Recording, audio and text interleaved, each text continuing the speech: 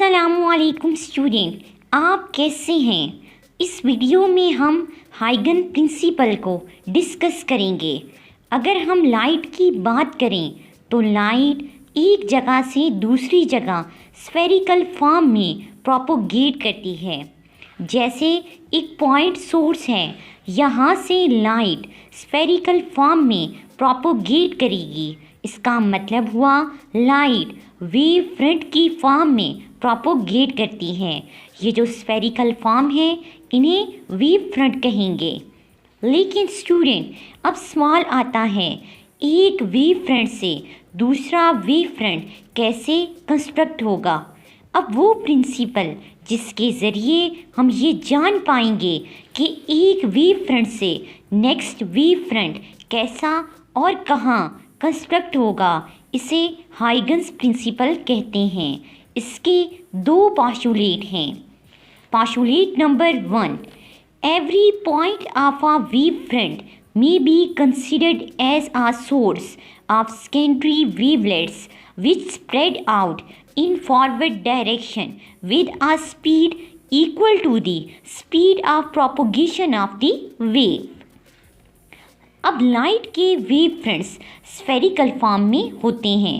इसको हम पेज पे ड्रा नहीं कर सकते, इसलिए अब इसका क्रॉस सेक्शन पार्ट ले लेते हैं। अब स्फेरिकल वेव फ्रंट को हाफ कर दिया तो लाइट अब सिर्फ फॉरवर्ड डायरेक्शन में प्रोपोगेट करेगी। अब फर्स्ट पोस्टुलेट के मुताबिक हर वेव फ्रंट पे पॉइंट्स जो हैं वो एज आ सोर्स बिहेव करेंगे।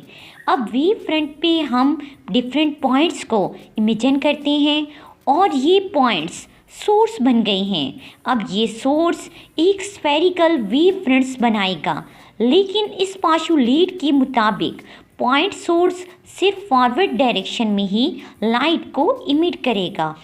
अब इस पोस्टुलेट के मुताबिक हर वेव फ्रंट पे पॉइंट्स एक as a source of light बन गए हैं और हर पॉइंट फॉरवर्ड डायरेक्शन में छोटे छोटे वेव फ्रंट्स बनाएगा, जिसे सेकेंडरी वेवलेट्स कहेंगे।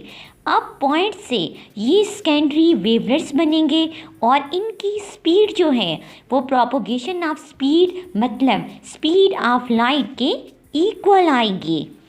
Second postulate, the new position of the wave front after a certain interval of time can be found by constructing a surface that touches all the secondary wavelets।